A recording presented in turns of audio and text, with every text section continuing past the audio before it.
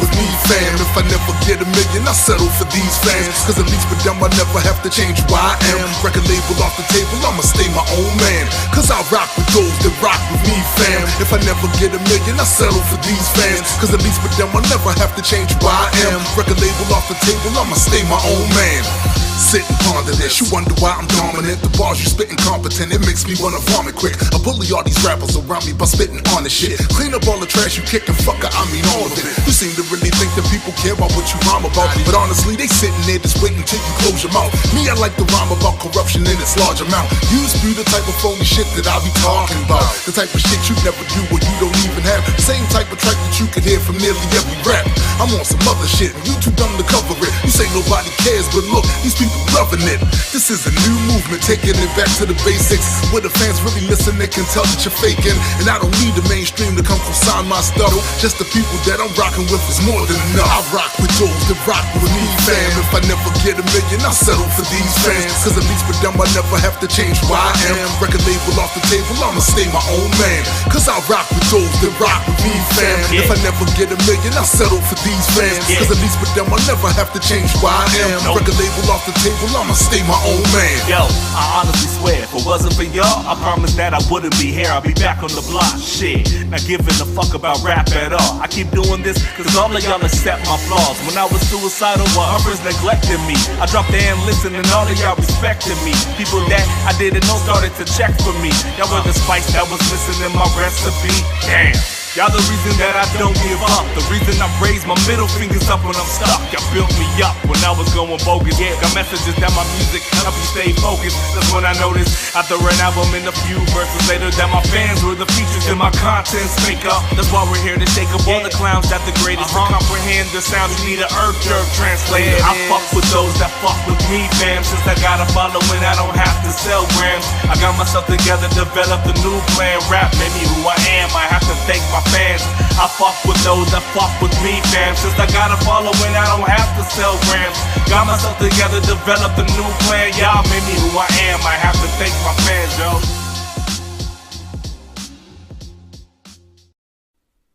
And we're back for the fourth time. This is the fourth episode of the Rock With Us podcast, and we'd like to thank you guys for coming out to chill with us again. My name is Adekwit, and I'm the CEO of There It Is Entertainment, and I'm also a proud member of the Grand Unified Theory Collective. And here with me again today, of course, is my co-host, Tombstone the Deadman. What's going on, folks? Happy that you guys joined us again. Definitely. And also, we're doing something a little bit different this time. This is our first time having special guests. We have Jeremy Steffen. Some of you guys know him as JS. And we also have Lady Assassin. If you guys see her on Facebook, it's Nessa GU. And they're going to be in our gaming segment for this episode. So you guys make sure you tune into that. Looking forward to that. Looking forward to it. So let's get into some news, man. What you want to talk about? I think we should talk about the one thing that is most relevant right now, and probably most people's minds has been paying attention, that shooting in South Carolina, the murder of Walter Scott. Basically, he got the cop murdered him. And you know, before we even say too much more about that, I think we should just like play the footage that the newspaper released. Definitely, the video I agree. footage. Like, I think that kind of speaks for itself. Yeah, I think we'll give more of an insight of what happened. So, right. Let's do that. All right.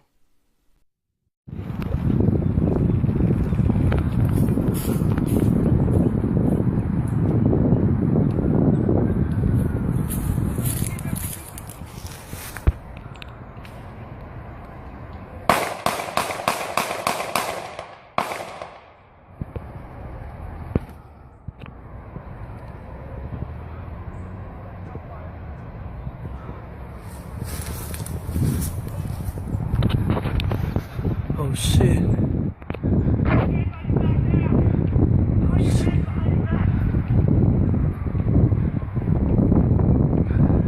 Shit.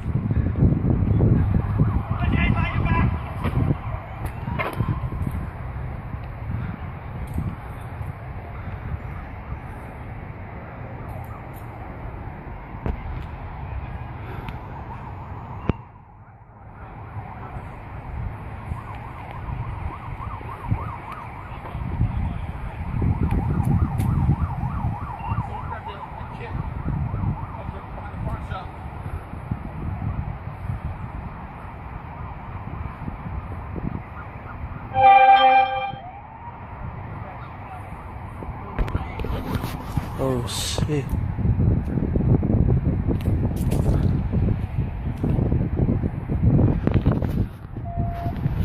Fucking abuse.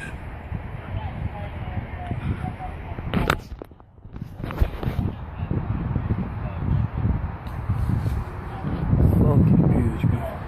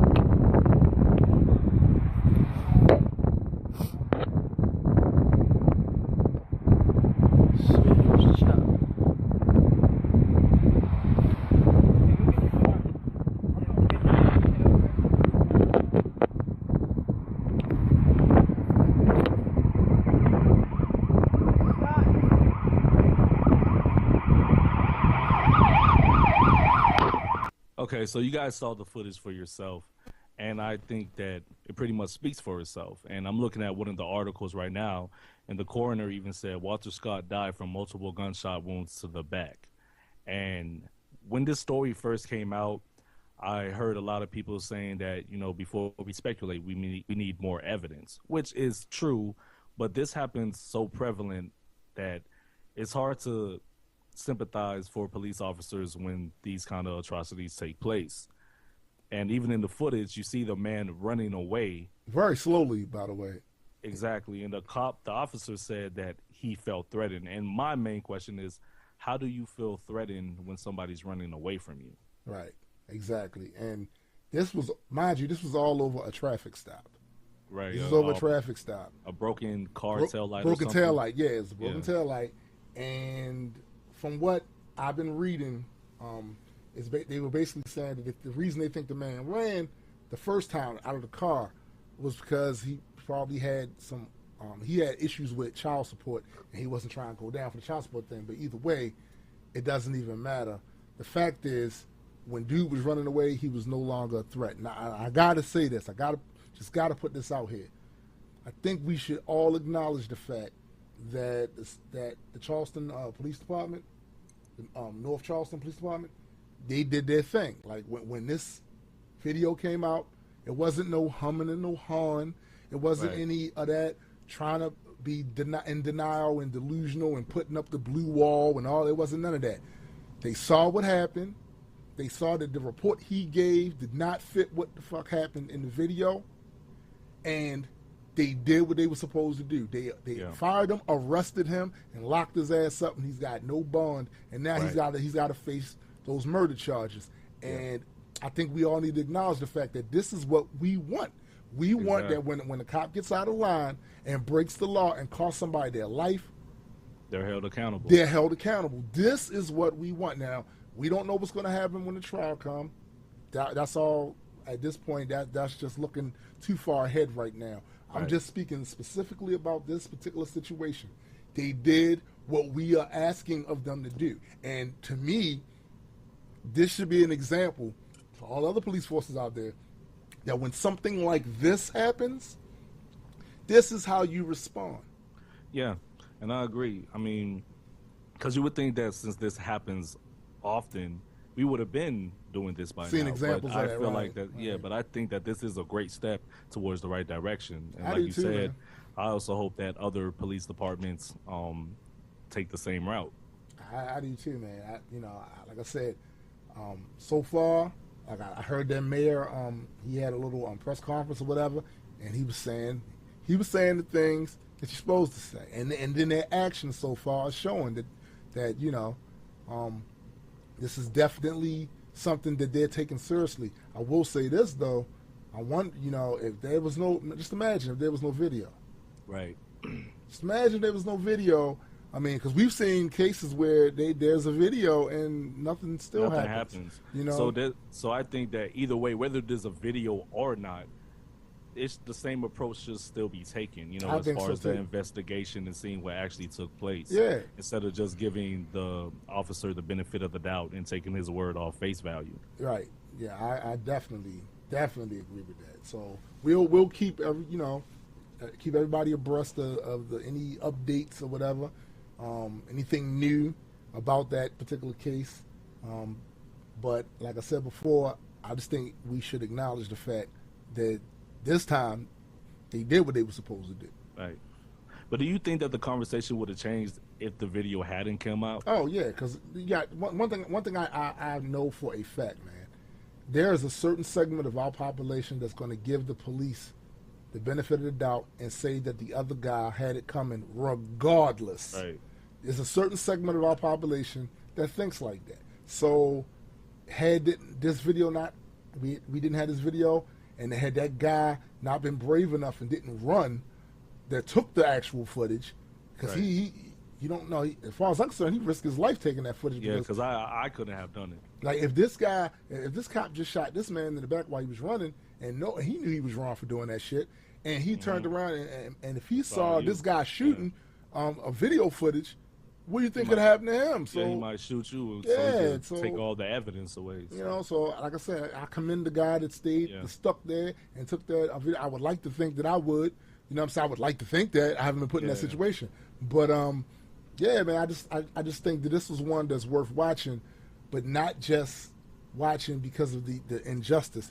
It's watching to see how the system works when it's supposed to work correctly.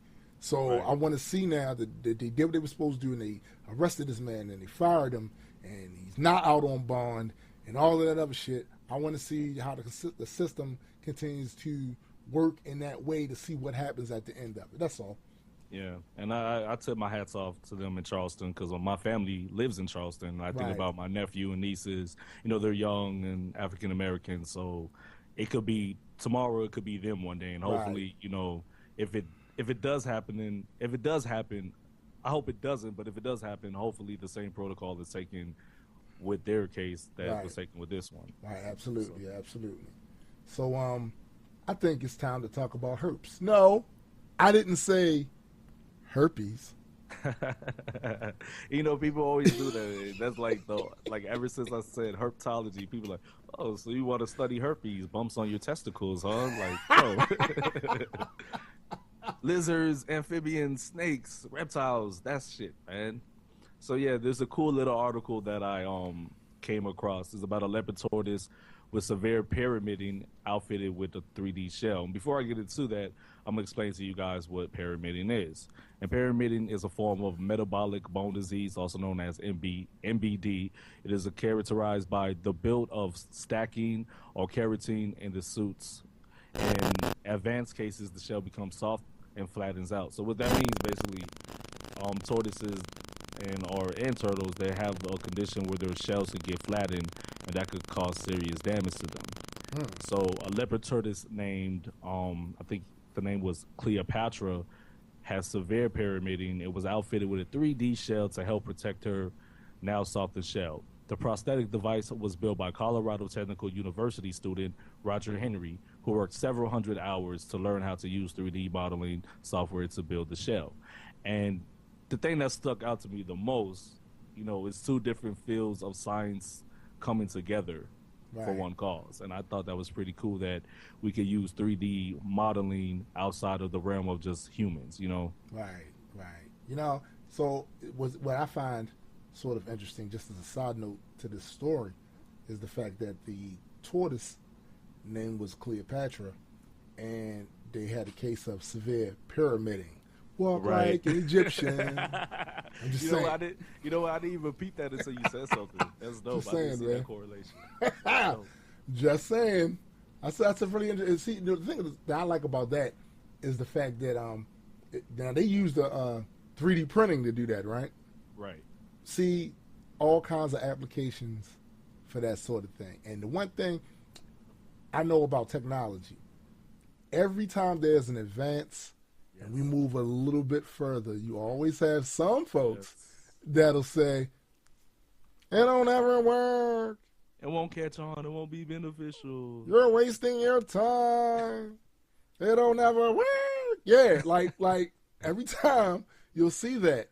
And, you know, for me, I'm always one of the first and foremost ones supporting new procedures, projects, experiments, technology, whatever. And that I always thought that 3D printing was going to have so many applications. It was going to be epic. And for stuff like this, that's epic.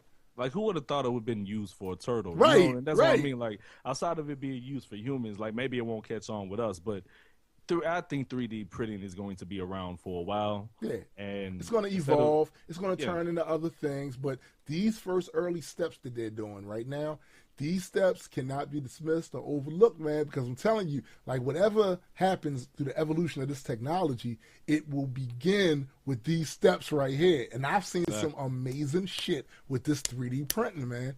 And already it shows you the potential of the application in itself. So I like all the naysayers and doubters. Well, keep doubting because they have the same. They have the same. I guess what's the word? I guess they basically didn't like the whole idea when trains and airplanes and cars were. Wait a minute, so let me see if I catch on. I can hear him now. I can hear him now. Let me see if I understand this. You're telling me that one day we're gonna have horseless carriages without horses pulling them? It don't ever work. Right. You're wasting your time. It don't ever work. And it's just so annoying. But another thing, they're going to even make the shell a little bit more advanced because right now with the shell on the turtle, they have to take it off sometimes. Yeah, I can imagine. Yeah, but they're keeping it on because they interact with the turtles, and turtles, you know, like when they mate, they have to get on top of the shell or whatnot, and that could cause paramating too. So they're trying to actually find a way to have the shell on Cleopatra permanently so they don't have to take it off and on as often. So that's pretty cool too, with ventilation and straps and all that. So nice. I think that's pretty awesome. Nice. So how about some music? That sounds like an excellent idea. So this is what we'll do. We'll play some music. We'll get back to you guys on the other end of the break. Peace. Peace.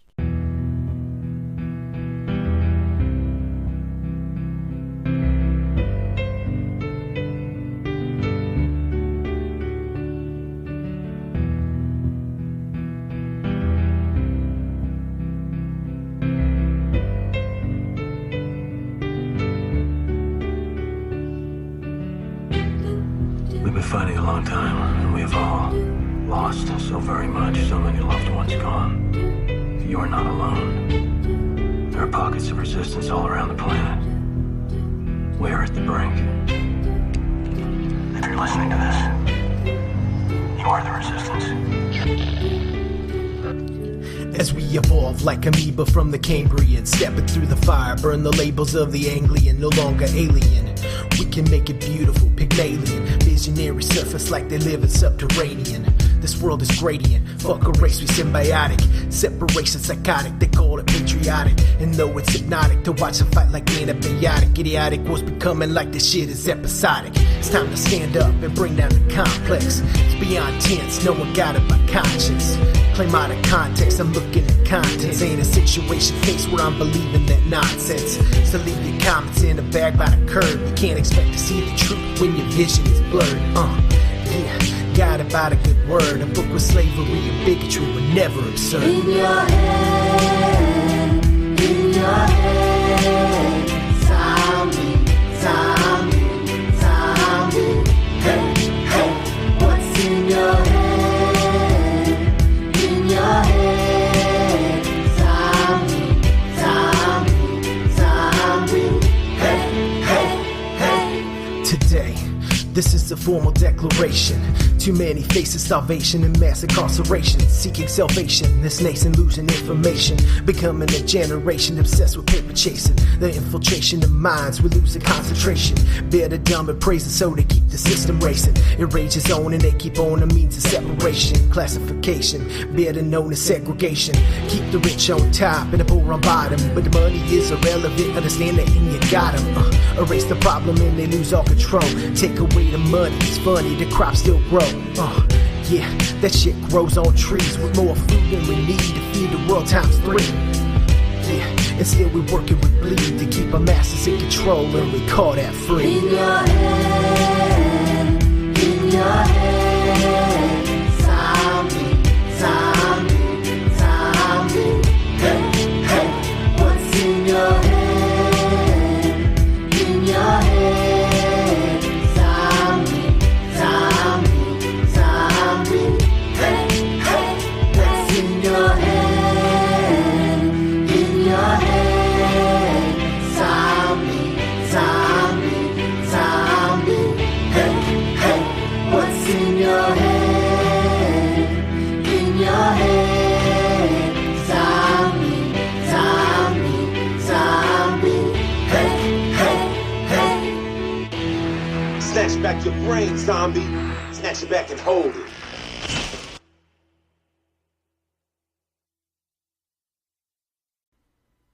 And we're back. We'd like to thank you guys for still tuning with us with the Rock With Us podcast. And now we're going to go into our gaming segment. And I know you guys are excited about that. And today we have two special guests, Mr. Jeremy Steffens and Nessa GU, a.k.a. Lady Assassin. What's going on? And they're going to talk to us about modding on Skyrim. What's going on, y'all? What's up? What's going on? Okay, so the thing about modding, now I'm new to that. Like, I've heard of it. I've had friends that were kind of into it a bit. Well, co-workers anyway, that were kind of into it a bit. But I was a console dude, mostly. So with the console, you know, you don't really get to do any modding, usually, as a rule.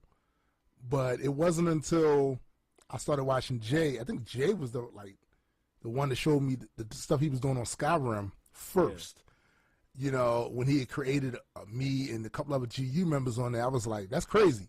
And then, you know, once Addy got kind of into it a little bit, and Nessa got into it a little bit, and I'm looking like, what the fuck? So when I'm seeing all the things you can do with it, especially the shit Nessa showed me, I'm like, what the fuck? I got to do this. So explain to either one of you guys, explain to the listening audience what modding is. I'll take this one. Modding basically allows you to overwrite the script that comes with the basic game, and through doing that, you can change different aspects of the game. Everything from the way your character moves, the way your character looks, fighting styles, ragdoll effects, different, in Skyrim at least, different armor, different weapons. You can add all these different aspects of the game, which increase the player's versatility within the game. They can customize the game to fit their own specific play style. Wow. Awesome. So is it basically like a God mode? Is that what that is? Well, okay, there are different types of mods. Ones that there are ones that both break the game, which was why I call it, where you can either make the game much easier or much harder. Mm-hmm. And there's ones that are just for aesthetic purposes, like you can change the lighting effects, or you can change what the water looks like, or change what the landscape looks like. Add different creatures to the game, you know. Wow. Yeah, or change what your spells look like, especially in Skyrim, which is really cool. Or add new spells, add the way, you know, change the way that you learn them. There's a bunch of different things you can do. It really gives the player more customization. And for the Star Wars heads, they have Magicka swords for like the lightsabers. Wow. Like they're all different colors for each Magicka. Wow. That's crazy. Now, know what I would like to see, though, actually? Like, Nessa was telling me that they have one for the Skyrim that you can have your own castle or whatever. It'd be dope if somebody modded out, and whoever's listening who's into that and makes these could make these sort of things, this is a suggestion. If you're gonna do a castle one, I want mine to like the throne of Asgard. I want it like Odin's throne, like that whole gold thingy. So if anybody out there listening that does that, do it. Please do it. So what are you guys' favorite mods? What mods do you guys like to use?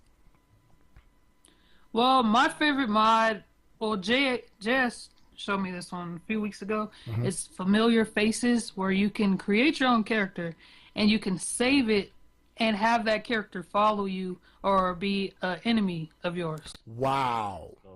That's crazy. That's crazy talk. It's awesome talk.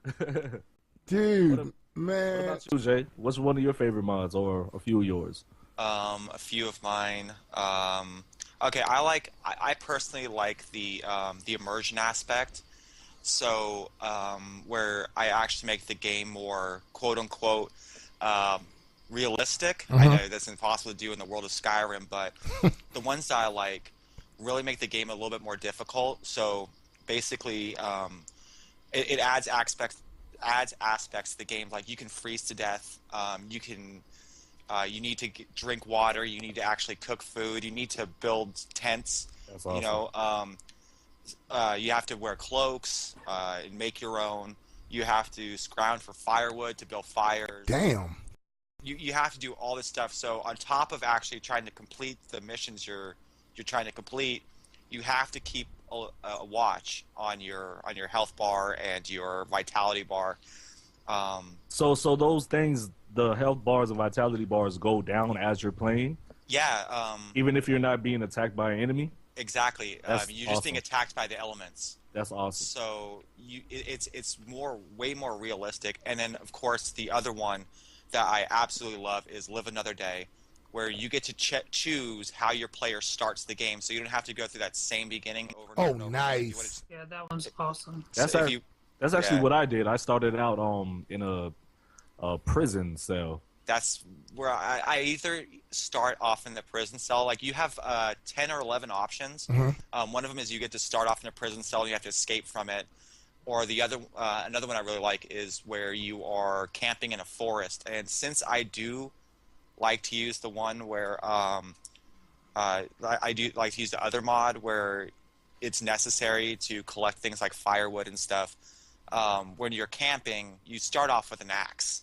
So they give you an axe right from the get-go. It's right outside your campsite. So that's something that you need with that mod on. You need an axe to be able to gather firewood. Right. So so that one's kind of like it's a helping hand, you know.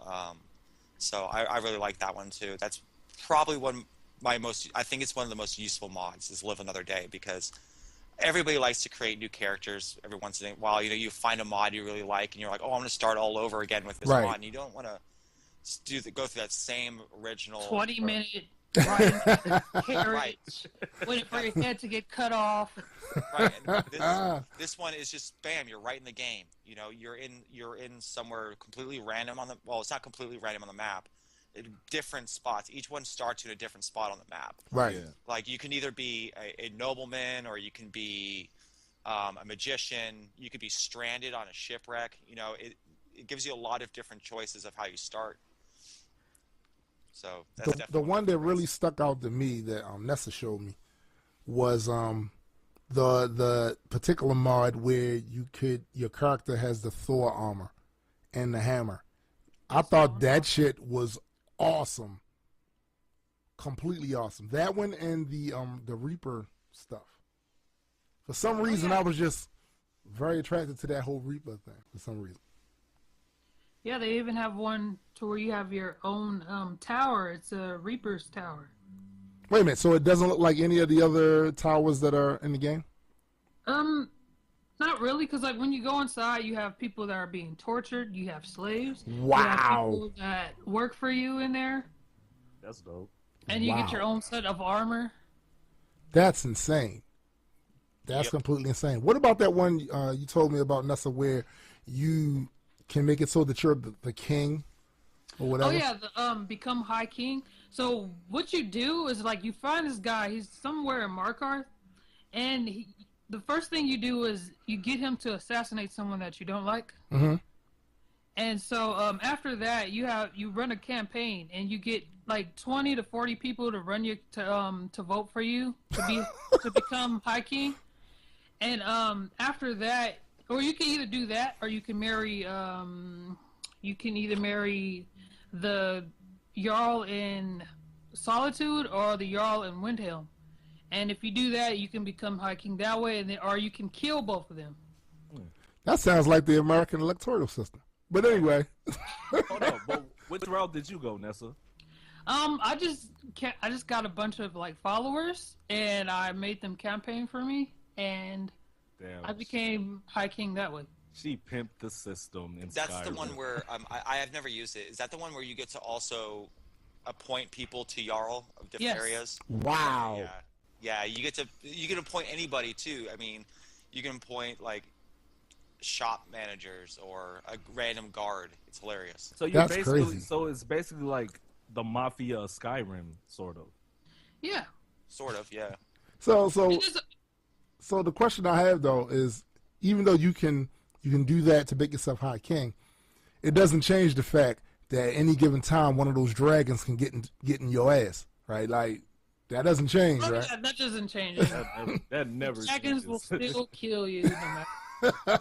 But the cool thing about that one is you can change all the people that you don't want to die to essential. So, like, you walk up to them and ask them if they're essential. If they're not, you could change them to essential so they won't die. Whoa, I'm confused. You ask them if they're essential? Yes. And they'll let you know whether or not they are not? Yeah.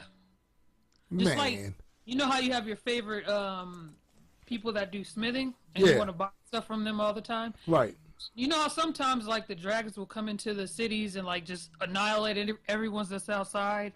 So, like, you can make sure that your smithing person doesn't die, or the person that works in the goods store doesn't die. That's awesome. Whoa. First of all, you caught me with a couple of things I didn't know. One, I didn't know you could make people effectively immortal in the game. Two, I didn't know that the dragons was kicking people's asses like that. Because now, when I usually see a dragon attack, when I'm playing the game, their aim is horrible. Like, I don't really see them doing a whole bunch of damage to the people. Well, if you go to Dawnstar, you'll really see them, like, fucking people over. Like, you hide under, like, one of the rooftops, they don't care. They'll just, like, go to the other side and just, like... What? Like, they'll fuck you up. That's awesome. One of the mods that I use, I'm trying to find the name of it. I can't remember. You actually command anybody in the town, if a dragon attacks, they all run indoors and hide. So cool. Like, there's no innocent bystanders lost. Damn. Yeah, when a dragon attacks, it's helpful. Trust me, because the last thing you want is like an essential shop owner to get one shot. Yeah. Yeah. You know? Yeah, I can imagine. I can imagine. Screw up your game. You don't want Bellator dying on you, because he has most of the coolest things on Skyrim. Yeah. So you don't want Bellator, like, rolling over and dying and burnt to a crisp. That would kind of suck, wouldn't it? Yeah, because you can't use them no more. Shit. Yep. That's awesome. That is there's awesome. also something that you can bring some of your players back to life. Like, if they die. Like, if you have a follower that dies, or someone in the town that you want Hold up, you mean the healing, No, it's the not healing thing? healing, it's resurrection. Oh, shit. Wow. I didn't know that. I think I'm going to create a character named Jesus, and when they die, bring their asses back. Oh. That is a good one too. I've never actually used that one. I personally use a mod for my followers called Amazing Follower Tweaks, which allows you to set your followers' points however you want whenever they level up. So if you just want one that you don't really want to fight and you just want them to be like a pack mule, Right. you can just like set their stamina all the way up so they can just carry nice. like loads of stuff for you. Or if you just want somebody who's good at archery, you can set their archery up, or someone who's just good at magic and healing, you can set that. So that's crazy. So you can strategize your characters to do certain tasks and shit. Right. That's awesome. Another one of the mods I use is there's like 7 sisters, and they are They are basically like almost goddesses, and they're spread out throughout the entire world. And you can basically, do the whole Pokemon thing and run around and collect them all. Gotta catch them all. Yeah. And also with this amazing follower thing, I can have up to 10 followers. So I have those 7, and each one of them comes with their own specialty of what they're good at. And so I just max that out. And just take all the other points away from everything else they have and just max out what they're good at. And I've got basically a little band of immortal assholes. Badasses behind me. Yeah, they're awesome too. Wow. So wait a minute. So can you do they have mods where you can like give them different type of abilities than what's already in the game? Yes. Like what? Such as? Well, another one of the good ones for followers is you can get extra healing abilities for your followers. You can get extra spells. You can get it so you can basically say, only cast this spell, this spell, this spell, like do it in a specific order, which also affects you. You can do that with your own character too, where you limit what they can do. Nice. Like I have this one mod where it'll auto cast certain things for me if I'm in combat, so I don't have to take my sword down, pull my spell out, cast it, then take my sword back out. It automatically does it for me. Like I set up like if I get below 35% health, automatically cast a heal, and it'll automatically cast it on me. Wow. So I don't have to take myself out of combat at all. So question, is there any, I guess, tips that you guys would give a newbie when it comes to modding if they want to start getting into it? Like, what's some advice that you would give to them, both of you guys? Get the mod manager. What is the mod manager? Is it a manager that controls the mods? Basically, it's think of a folder. Okay, so it basically it's a folder that when you do download a mod, you can put it into this folder, and you can turn them on and off, and you can put them in order of relevance. Sometimes the order of relevance is extremely important when you're modding. Otherwise, you'll have 2 mods that'll clash. It'll overwrite another mod, and it'll completely screw up your game.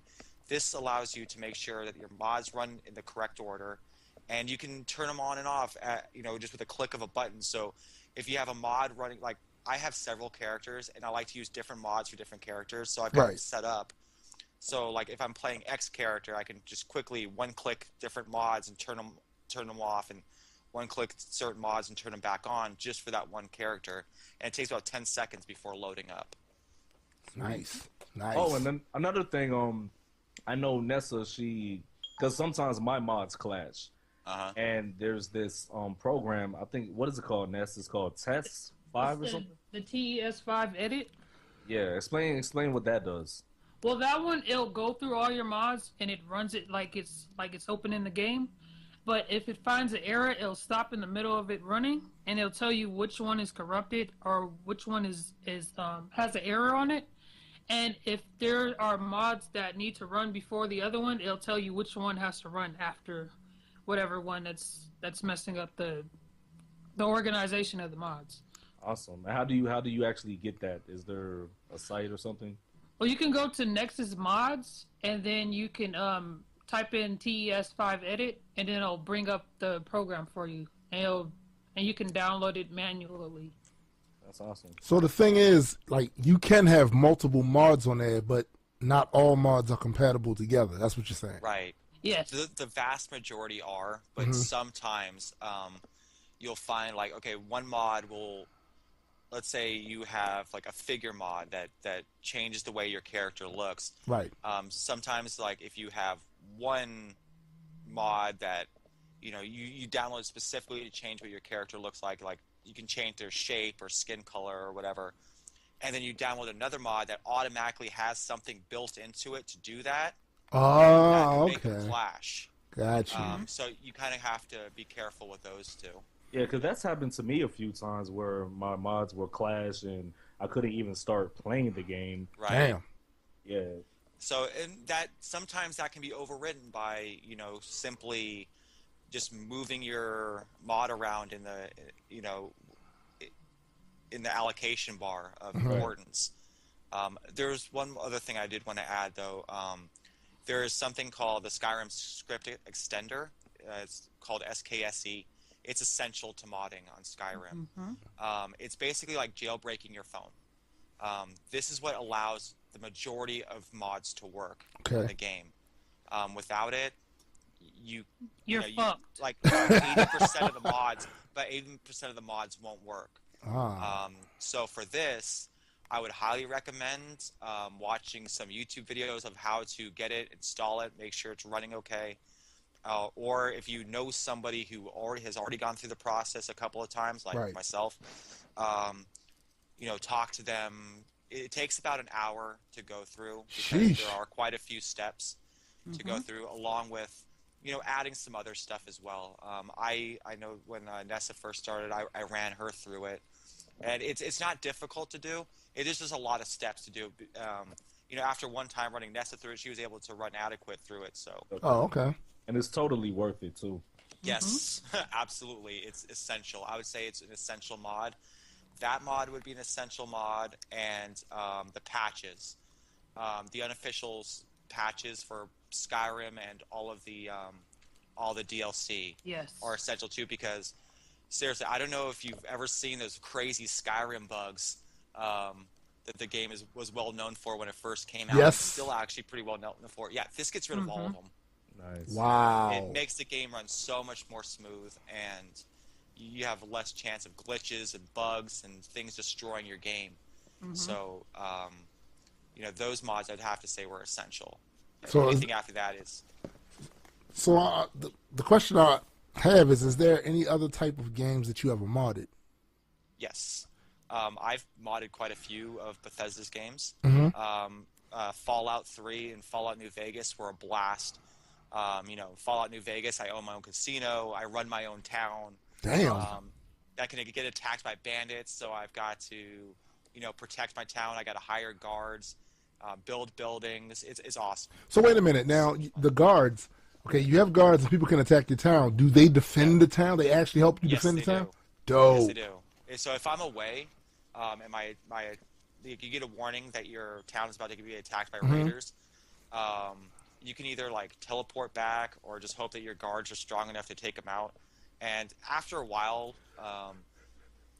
your guards get definitely strong enough to take them out. But they do, the bandits also do get harder over time. Right. Your guards stay just a little bit above them. You might lose a couple, but you're not going to lose anything really vital. And you're not going to lose the town, which is the important thing. You're not going to lose a town. Well, basically they're basically rating like your trading outpost. They're going for your goods, your supplies. So that sucks. That's pretty cool, because I get tired of having, like, you know how games you have people that's supposed to help you like fight with you. Oh yeah. But they barely do anything at all. And you foster dog them off a cliff. Yeah.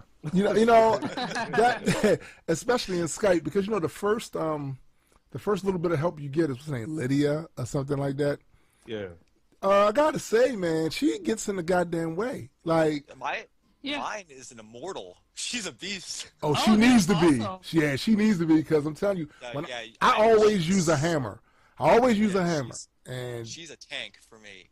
I need one of those because there's also a mod called Move It, damn it, like for your followers. So like you can move them out the way when they're blocking you. To the side you go. What's really cool too is you can also have them step on pressure plates for you too with that one. Oh, that's dope. That's dope. Not With them all puzzles. of them, if I remember correctly. Not all of them work. Some of them, which are player specific, like the first time you learn that leap and you've got to use it to like get through 2 gates at the same time. Right. I don't believe it works for that one. But that's the most important one that you really need to. That's I know. Why I wish it fucking worked for that one. Yeah, but I do believe it works for other ones. No, so you sound kind of upset about that. Yeah, because like that's what sucks too. Because like also when you try to do that one, sometimes your followers are get in the way and you can't like go past the gates because they're standing. They're standing right there, right? Right. So the other day we were watching 300, and Nessa came up with the idea to see if there was a 300 mod, and Yep. sure enough, she found one. You're shitting me. Yeah, and she took one of the people's armors, and the armor is actually, it's not just the cape and the weapons and shit. It's actually the chest and everything and the abs and all this shit. Like, And hold on, in the Captain Teeny trunks, is it all of that too? Yeah, it's all Yep. that shit. Poo. But when she put hers on her character, because she has a female character, Okay. it had the breast out, but they kind of look like chiseled breasts with the abs and shit. That's really so hilarious. Oh man. There's another mod that just kind of reminded me of. There's a newer one where you can actually get spears and javelins Wow. in the game. So, and you can actually dual wield these. And they also change your character's animations when you're fighting with them. They're one-handed. And you got two. Can you throw the spears though? Yes, there's two different kinds. You can have spears in your hand, which which you don't throw, and then you have ones that you do throw, and you can make them from every single type of metal you can use. Yeah, I'm going straight 300 on their ass. And it's awesome. They do a lot of damage, and they've got good accuracy on them. But the thing is, like, and they also have a higher pickup rate too, because they are kind of expensive to make. Mm-hmm. But after like 3 uses, I think there's no way you can get them back. Damn. But they hit hard. There's also a mod that all the Imperial soldiers, you can turn them to all like Spartan soldiers. So wow. Mm-hmm. I don't want to fight them though. Oh, wow. They're like Spartan soldiers, and nobody has time for that. Hold on, do they fight like the Spartan soldiers in 300? So what they do is they're still like the Imperials. They just changed them so they could all look like Spartans. Okay. So in that case, I would side with the Imperials. Usually, I do side with the Stormcloaks, but at that time, I would side with the Imperials. They need a Matrix mod. Is what they need. Oh, have Neo in that Want to shit? go in there as Neo? No, you need to go in there as Morpheus, bro. Man, speaking of that, at one of my old jobs, where I still have friends that used to work for me when I was running the sanitation department, they still call me that shit. Morpheus. I mean, you do kind of like... No, not even, no. I'm not saying you look like him, but, like the black trench coat, the glasses... Adekwit. What if I told you no? I would say yes. So, guys, before we wrap up the segment, is there anything else you guys would want to add? You are not living if you don't mod. You're definitely not getting all of the potential out of your game. And the great thing about modding is, if you've been through the game 5-6 times before, and you're like, I can't play this game anymore. I've already beaten it so many times. Mod it. You can basically just rewrite the game. It's a whole different game after that. Yeah, you don't even have to go through the original storyline anymore. You can make your own Sheesh. different mods. Mm-hmm. That's the great thing. That's why I started doing with Fallout 3 and Fallout New Vegas, is because I got sick of... I beat them already, and I'm like, oh, this kind of sucks. So I wanted a completely different experience, and through modding, I was able to make my own story, make my own things to do. So I didn't actually have to play the storyline. I could just enjoy the world I was in my own way, without being tied. Yeah. So, Tom, my question to you is, are you going to start getting into modding? I absolutely am. I told Jay the other day, the only reason I have not gone and got the rest of the DLC so I could even start doing it is because I got these projects I got to finish, and I already know. Yeah. Your life will be completely over. Yeah. So, but rest assured, I am going to be modding. Without question, I am completely converted and convinced. Completely. Awesome. I want to thank Jay and Nessa for coming on the show and sharing their modding experience with us in the audience. Yep. Thanks for having me. Appreciate it, guys. So we want to have you guys back too. One time so we can do an entire show too. Yeah, definitely have you, because both of these guys are great in the other segments too, comic books, and we can talk about all that shit. Yeah. So we're gonna go to a break now, and we'll see you guys on the other end. Right. Peace. Later. All right, kids, it's the end of the day. Get your shit ready. Adekwit. Yes, Jerome. I have a question to ask. What's that? I mean, when we first started this class, you asked us what's a rapthematics. Yeah, I sure did, definitely. But you never gave your own input. Okay, so what? I think the entire class is wondering what makes you a rapthematician. But the bell's about to ring, so I understand that. But I still want to know. And I'm gonna break it down for you. Thank you. For sure. Before the school bell rings and you go about your day, I still have a little more that I want to say, like, what makes me a rapthematician anyway? Is it the fact I spit rhymes that blow minds away? Nah, that's minuscule compared to the reasons why I do what I do to spit 1-2s here in front of you. Whoever knew I'd be put in this position where people will buy my music, sitting back as they listen. Hell, I didn't. Back when I was getting no recognition, I was weighing grams on a scale in my mother's kitchen. In the back of my mind, I knew that I was tripping, but the code where I'm from, you have to get it how you living. Around that time, I ain't give a fuck about a prison or how much pain on my family that I was inflicting. When it comes to hustling consequences, I'm feeling different. But that isn't at all what makes me a rapthematician, y'all. That don't make me a rapthematician, no. That ain't make me a rapthematician, no. That don't make me a rapthematician, no. That ain't make me a rapthematician. I ain't care about my own well-being, long as there were dollar signs in any hood that I would be in. At times I didn't even feel like a human being. Everyone else had a job at the streets while I was seen. I mean, even if I had a gig, I put the work first. Everything was Gucci, then it got worse. People would ask me, Jay, what is this shit worth? Having my own and not stealing from my mom's purse. So you jerks can't judge me for nothing. I jumped off the porch so I could get up and get something. I even bought heat in case niggas wanted to creep. Back then, I'd rather be in jail than 6 feet deep. And around that time, bruh, I wasn't even spitting. And everyone had an opinion on how I was living. When it comes to hustling consequences, I'm feeling different. But that isn't at all what makes me a rapthematician, y'all. That don't make me a rapthematician, no. That ain't make me a rapthematician, no. That don't make me a rapthematician, no. That ain't make me a rapthematician. I have my wholesome alert to Black Rob.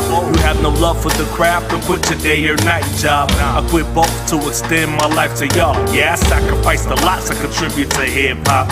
When shit fell apart and all of the bucks stopped, my first love was there for me when I had not. I stuck with it.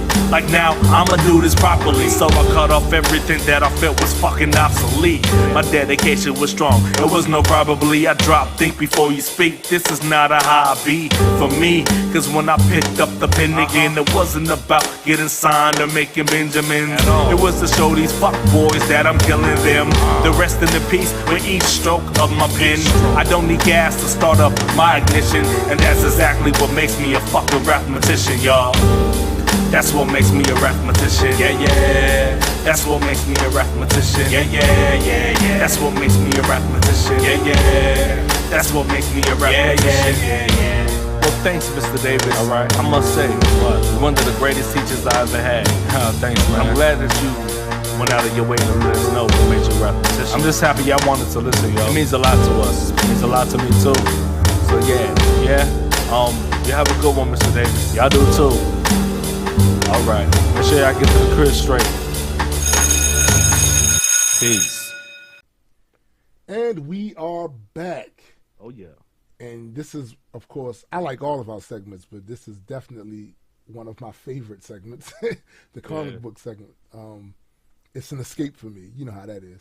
Mm-hmm. And what I wanted to talk about now, here's the thing. I haven't read any of these books yet. I think number 1 just came out. But I thought the premise of it was interesting, and I know it's going to be a hell of a lot of books, comic books, that's going to be in this whole storyline here. So I just want to discuss the premise of DC Comics has this huge storyline they're doing called Convergence. And basically, the premise of it is set on a world outside time and space, Brainiac used his access to the vanishing point to roam the history of the DC universe.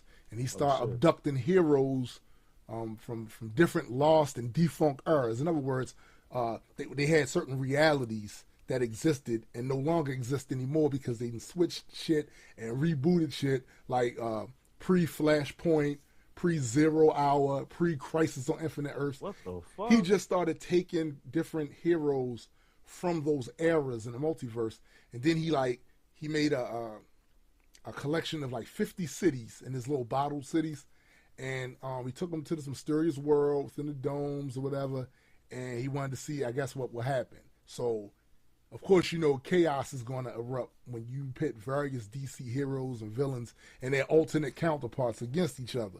Right. It's going to be kind of crazy. Like I said, I haven't read any of them yet, but I'm going to definitely jump on it at my earliest convenience because it sounded to me a lot like Secret Wars. The new Secret Wars is coming up. And you know what? The thing with me, I'm not really into DC comics like that, but I think that's actually something I would like to check out. Yeah, I mean, dude, like, the one thing about DC Comics, like, for me, I'm a comic book fan first, even though everybody knows I lean towards Marvel. Everybody knows that. But I'm a comic book fan first, and I'd be a lie if I said that there weren't some really fantastic stories coming out of DC Comics over the last decades. Like, they even had some good stuff that I done read and go, whoa, it really blew my mind. You know, some of the concepts and the storylines. And I like some of their characters within the context of the DC universe. Like, I like the character in that context. Right. And let's call a spade, man. DC Comics is killing the television. Like, I heard. Like, I want to get in. What is it? You got Flash. You got Green Arrow. Yeah. Like, dude, these are good shows. Gotham, I was into it for a while, but then it kind of lost me. I lost interest in it. But Flash and Green Arrow, man. Isn't Flash on the second season now? It's on it. Is it the second season, or did it just split? I don't think it's the second season yet. I don't think it's got there yet. I think this is all still first season stuff. And man, it's just some of the stuff. As a matter of fact, I'm going to do a overall first season review. Oh, do that. I'm probably going to do that on for the Reaper Nation website. I'm probably going to do that because, dude, like, it's so many reveals and spoilers and all of that. It's awesome. It's a good time to be a comic book fan. That's all I'm saying. Agreed. Because I want to get into those series on TV and shit with the comic books. Because what I've seen from your Reaper Nation Life comic books page, like I saw one of the I think it was a trailer. I was like, this shit looks like it goes in deep. Yeah, it's really good, man. Like, I geek out over that all the time when it comes on. Some of the characters that they brought to the television screen, even though, of course, they altered them a bit because, you know, they always alter for the big screen or for the television screen outside of the comic books. But, man, I'm telling you, it's pretty dope, man. I enjoy it. I can't speak for anybody else, but I enjoy it. And I think there's another series at some point they're supposed to be doing that has Hawkgirl in it. And I saw the actress that they have playing her, and I think she's perfect. So nice. I can't wait to see that. And they're gonna make a series of it, or they're gonna attach this with the Flash? No, I think it's gonna be a standalone series on its own. It's not gonna be just about her. I think it's a group. I think it's gonna be like a group setting. So yeah, I think that shit's gonna be dope, man. It's gonna be dope. Yeah, it's good to see that they want to implement more female superheroes too, though. Absolutely, I like that. Because, you know, it's crazy. Because I'm telling you, one of my all-time favorite superheroes is Wonder Woman. And people, like, if you come from the era I came from, we watched the TV version with Linda Carter, Wonder Woman, and it was a bit campy, but it was still cool, right? And most people, they think of Wonder Woman, they think if you come from my era, you think that, but that's not all that Wonder Woman's a badass, man. Like, what I like about her, she's willing to kill you. Yo, she's willing and able. Like, she's willing and able to kill you. She's easily one of the most skilled as far as hand-to-hand combat, and with weapons of superhero. I don't care what genre. I don't care what universe or what company. She's easily amongst the top skilled of them. Easily. And to top it off, she's probably just a step below Superman's strength level. So she's gonna really kick your ass, man. Like see, I didn't know that she was that badass until I met you and I seen you post one of the comic reels on your page. Yeah, and yeah. he was trying to tell her to not kill this dude or something. And she's like, she was pretty much like, man, fuck that. This is what I do. can and I will. This is what I do. So back up because it may happen to you too or some shit. I'm like, yo, she Wonder don't give Woman's a fuck. badass, y'all. If you sleep on Wonder Woman, you're not gonna wake up. That's all I'm gonna tell you. That's all I'm gonna tell you. So you wanted to go in about the Spawn comics that you've been checking out. Yeah, because you know how lately I've been with each podcast, I was kind of saying I haven't been able to catch up on reading comics. But recently I took a day. It was like, fuck it, I'm going to just read like 4 or 5 Spawn comics. Okay.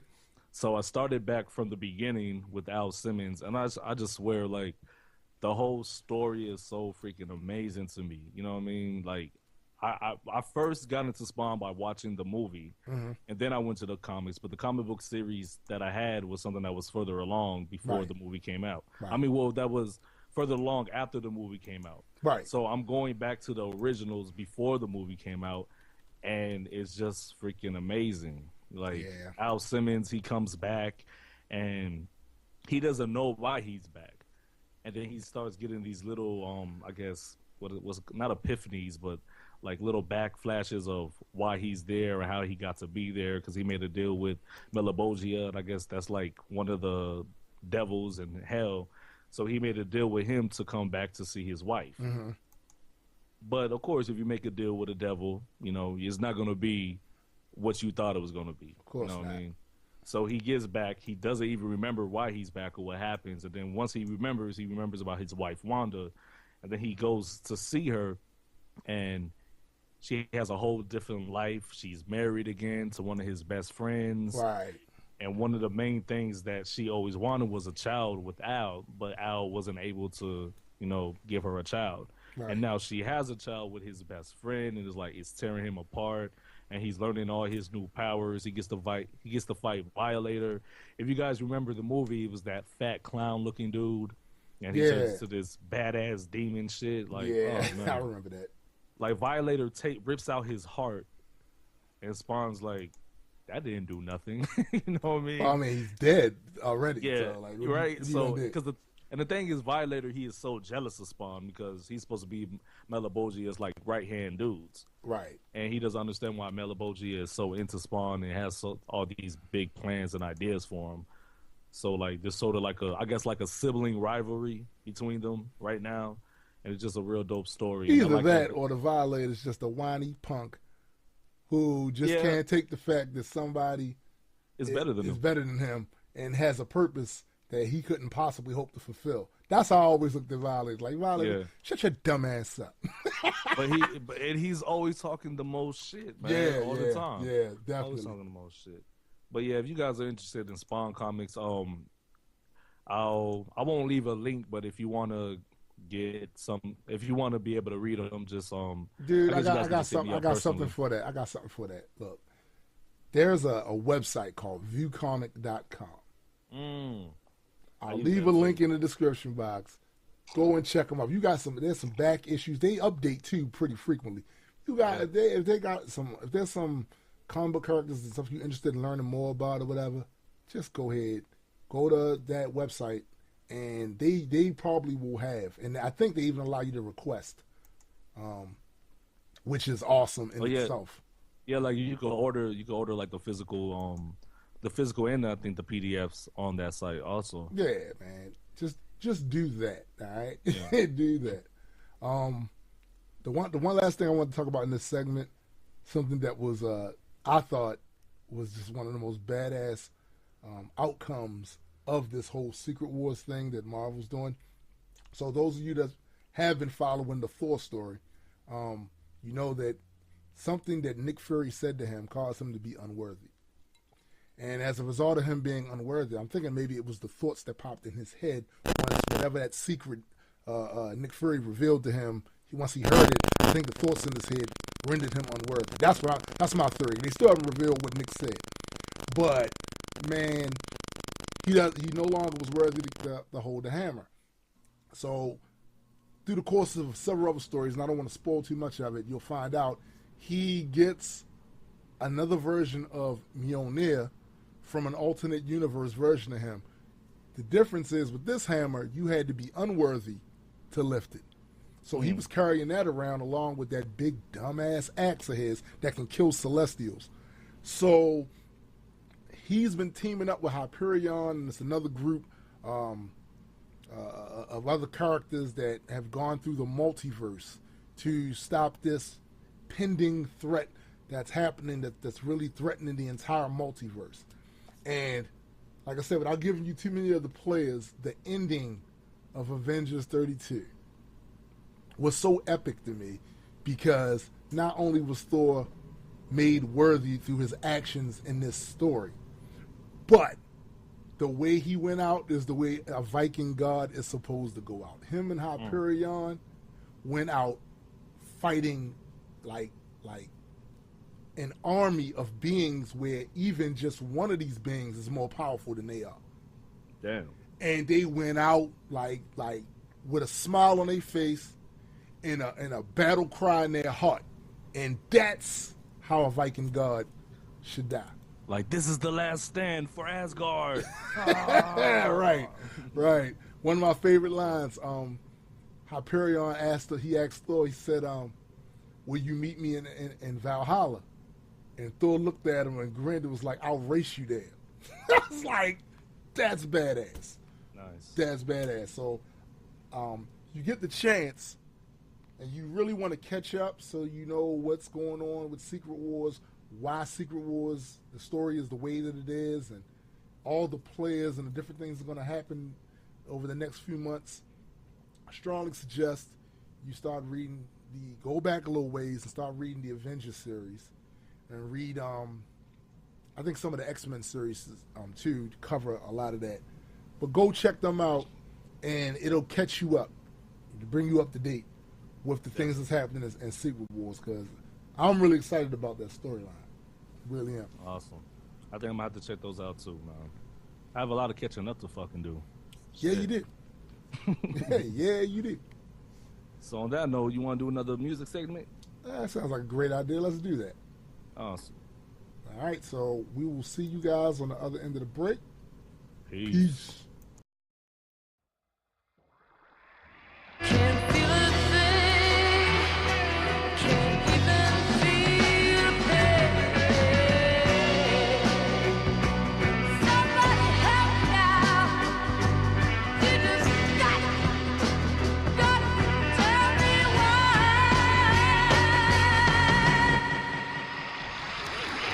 Ever start to feel like everything's broke with no hope and the system's put together only hanging from a thin rope, losing confidence in all the folks that's in authority. Whatever they decide, you know your wishes on priority. But truthfully, you ought to be up in arms and ornery about people who consistently be fucking up economies and love to point the fingers at the ones that's most affected. Guess that's why these days my inner thoughts are mostly disconnected. Who's going to take the blame this time? Who will be the boogeyman? The villain of the month? Is it the president or Iran? Who should I be angry at? A rapper or his hype man? Celebrities that say something stupid only to spite fans. Is anything I've ever said gonna make a difference with lots of other rappers out there spewing only ignorance? Fight for the people when the people don't even give a shit. Point out corruption only to watch them all continue it?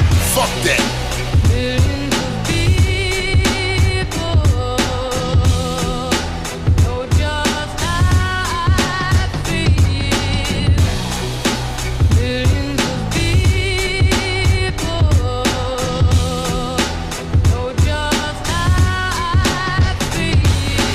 Noticed every president gets labeled as an antichrist. You think the problem stops at them, then you ain't even thinking right. But that's really the issue, ain't it? How we formulate our thoughts. Too many times we let our tribalism tell us who's at fault. Democrats, Republicans, I think we've had enough of them. You think they really have the answers? Guess that's why they always win. Cause everything they say is spin. Manufactured talking points, no better than evangelists. Liars stinking up the joint, almost like you're worshiping at the feet of these scumbags. Spewing all their rhetoric until our minds are numb. And check out how we give them these titles and tax dollars that they shamelessly spend on no wars while people live in squalor. They can't even agree to get our infrastructure fixed. Fuck them all, in my opinion, they can eat a bag of dicks. See, the system only works if the people get in the mix. But how the fuck we make that happen when people are nitwits?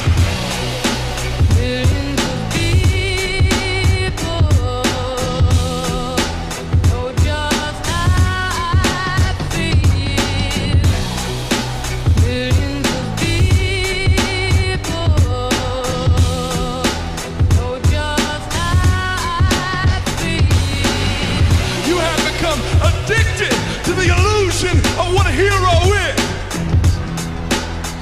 become addicted to the illusion of what a hero does for you.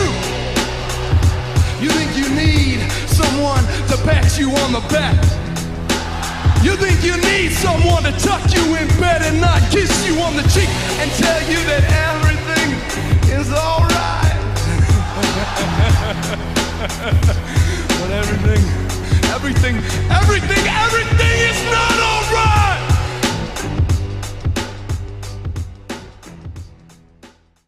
And we're back. And this is our new tech segment. And Tombstone stumbled across something that was very freaking cool. So I'm going to let him introduce what he found, and we'll go on from there. Yeah, man. So, you know how all of us kind of have this problem from time to time. There are areas in your home or at your job where the Wi-Fi signal sucks.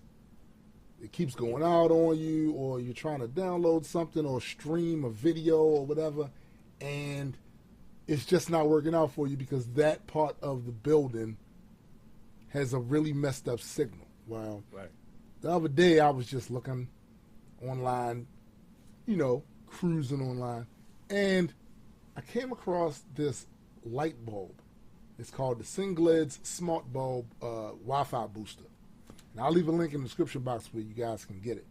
Basically what it is, it's a light bulb that you screw in, and it'll light your room, but it will also boost your Wi-Fi signal. You download the app, and you can control the bulb from the app, as a matter of fact.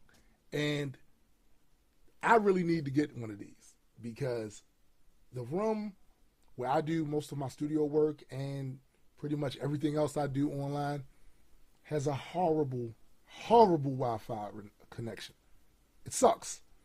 And something like that, yeah, I need that in my life. And I'm pretty sure a lot of other people would too.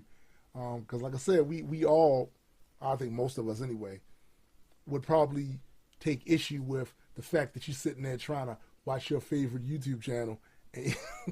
And shit just crashes. No, it doesn't crash. It's like buffering too. Yeah, dude, I can't. Yeah. Man, I can't even with that. I just can't. But I think the cool thing about it, like it multitasks. Like not only does it provide light, but it provides a stronger Wi-Fi signal. Right. So I really want to check it out to see just how well it works. So I'm not going to give it my recommendation just yet. But once I get it and try it out, I'll be talking about this again on the show to let everybody know what I think about it. Sweet. Because I think we could probably use a few of them. I mean, we have pretty good connection, but sometimes, like, shit just whacks off every now and then. It's annoying.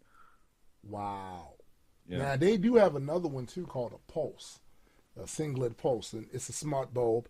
It has like about 13 watts. It has a Bluetooth speaker that you can connect up to 6 satellite bulbs. So you can like play your music through every light in your house. That's crazy. That's dope as fuck.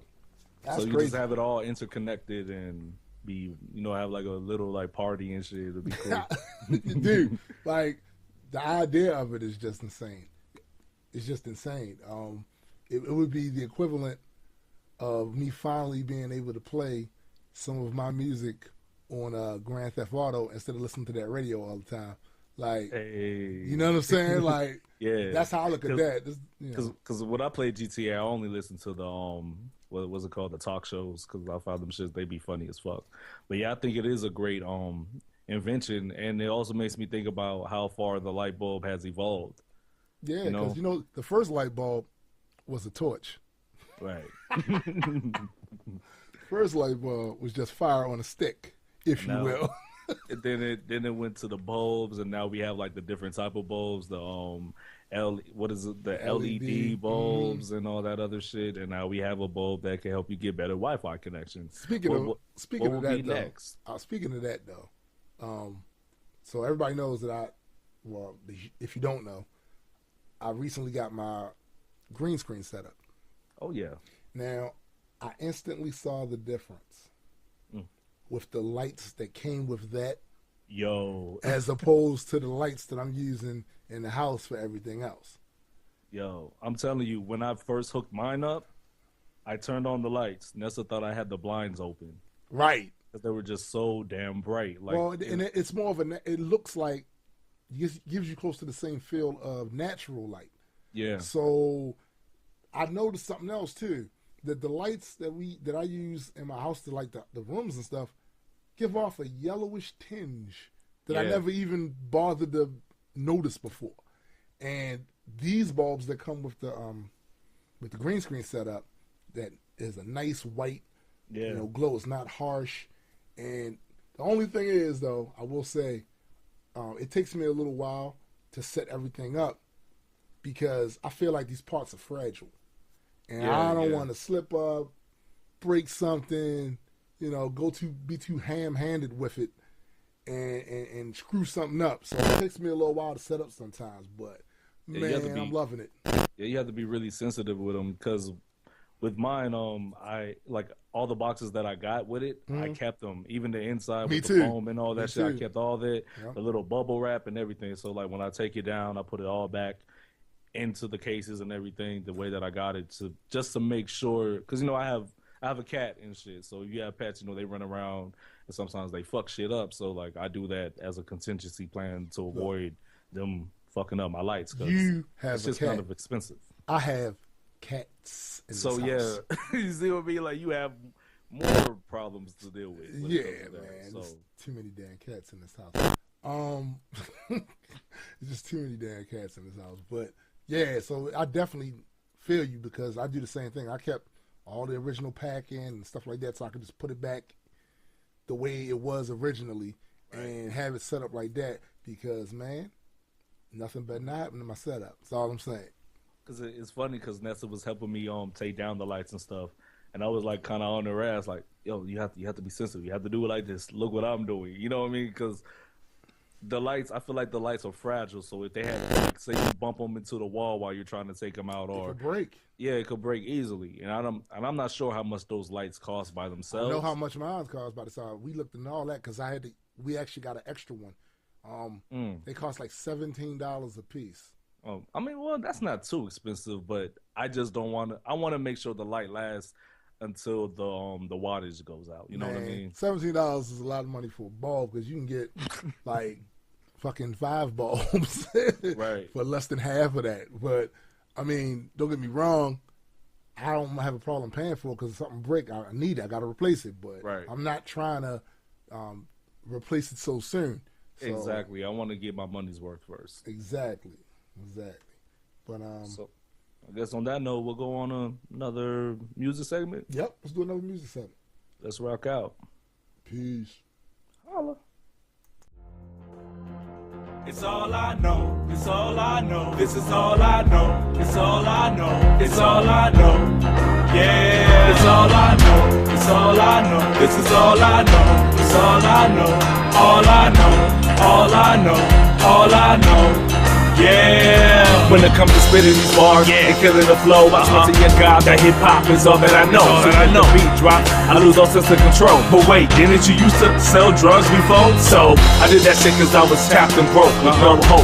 So I had to jump off the post, but that never had an influence on the shit that I wrote. So my question to you, why the fuck you bring that up for? I don't even know. Okay, let's move it along. I never let anyone depict what I say in my song. But you're an atheist, don't you question if you're wrong? Have you ever read Psalms 137 verse 9? Would you feel your own spawn? No, shut the fuck up and get the hell on. Before hip-hop all I did was write poems. So what it do this whirlwind, what it turn to a storm. These lyrics and bars, the only thing I depend on when it comes to rap. Better know how to count measures. Could be nice and offbeat, bruh. Get your shit together, cause I say it to your face that it's whack. Do better. I'm trying to fucking tell you, cuz this is all I know. This is all I know, to kill lyrics and beats and perfect my flow. I learn to hustle the streets and get that dough. Hip-hop's still all I know. This is all I know. I wish I knew something better, but I don't. A chance to change my past, I bet you that I won't, long as I have a pen to grab the beat that's dope. Hip-hop's still all I know. It is all I create know. elaborate landscapes with a pen and a pad and write murderous soliloquies when I'm pissed and get mad. This is more than just an art form, it's a lifestyle I've had since way back when all the naysayers called it a fad. It's been a steady evolution. I had it while I was fucking up. Was criminal minded and saw all you niggas as buttercups. And stage strapped with burners in case they were scared to knuckle up and thought that made me a man, and the rest just wasn't man enough. My content reflected. The dumb shit I respected, and the trials and tribulations that we gathered be rejected. So when I say I grew with hip-hop, it's not a cliche, cause when I dropped that foolishness, my rhymes went the same way. Really up to this day, I honestly can't say if hip-hop was responsible for changes that I made, but I'm guessing in the end it don't matter, cause time showed that whatever my situation, hip-hop's all I know. This is all I know, to kill lyrics and beats and perfect my flow. To learn to hustle the streets and get that dough. Hip-hop's still all I know, this is all I know. I wish I knew something better, but I don't. A chance to change my past, I bet you that I won't, long as I have a pen to grab and a beat that's dope. Hip-hop's still all I know, it is all I know. To the empty weed bags with the shake in it, to the dope-ass beats with the breaks in it. I'ma stay in it, never play timid. After that fat lady sings, loses her voice. I ain't playing with this, no, I'm cemented in rap. Try to shuffle me out, even jackhammers can't dig it. Nah, stay committed and loyal to rap. We ain't split into death to us part. Tombs digging my grave. I ain't bullshitting around. I stay profound, straight spitting. When I stop hustling, my bars were hard hitting. If it ain't about music, I pay that shit no attention. Especially fuck niggas, beefing silly women. I've done shit to my fam. I hope that I'm forgiven when I pass. Make sure you give Zoe all of my ratings. I'm a hip hop head. I never hop to a zip. That's all I fucking know. That's all I fucking live, yo.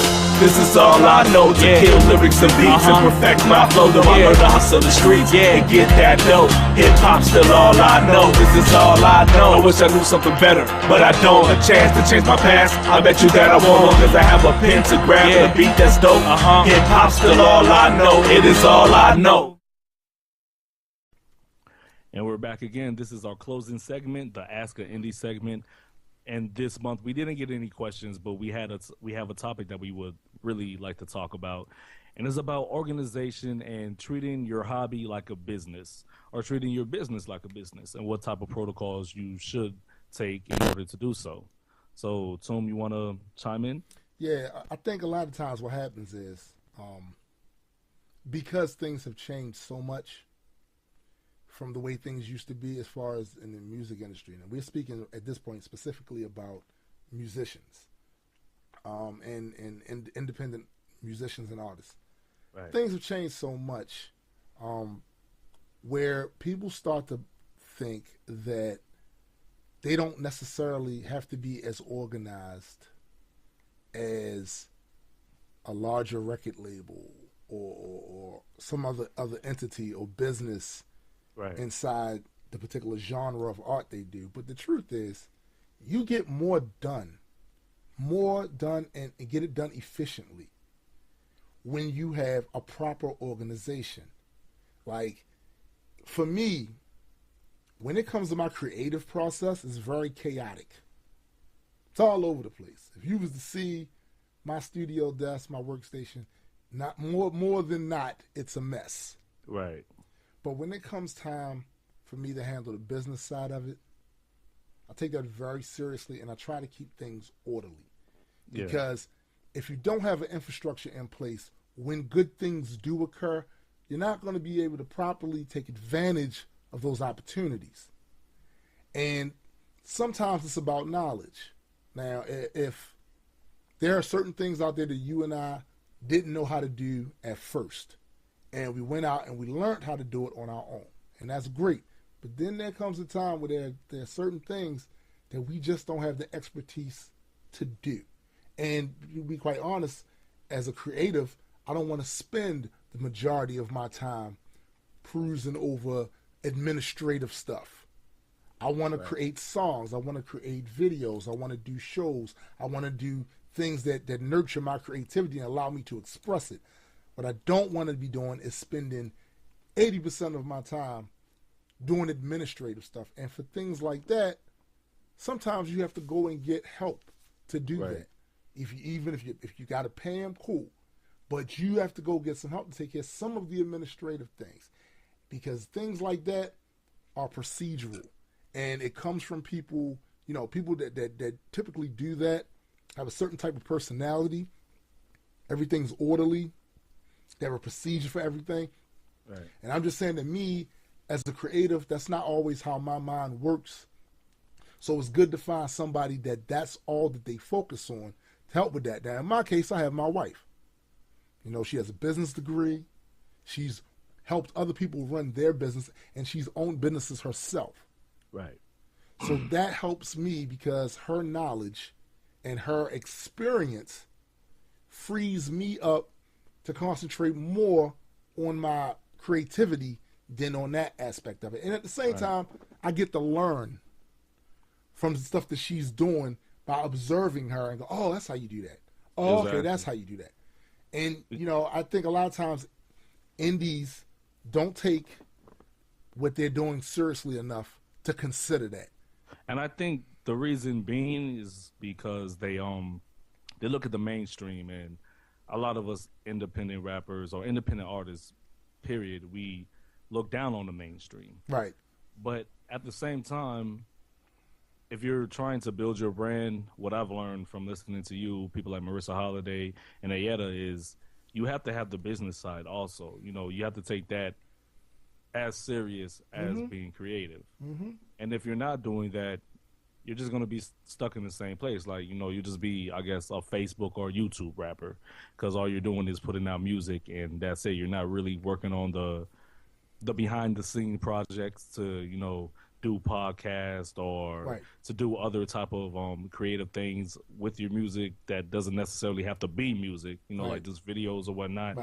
And I think being administrative is important, especially if you're independent, and especially if you don't have people who are willing to lend you a helping hand. You know, you have to learn these things. You have to take it seriously, because if you don't, you're just going to be doing what you've been doing, and you'll never get to the next level of success. And that's the reason why when someone's ever giving me advice that's doing something that I want to do and they have experience with it, I just sit back and listen, because I know that I don't have the expertise that they do in order to make it happen.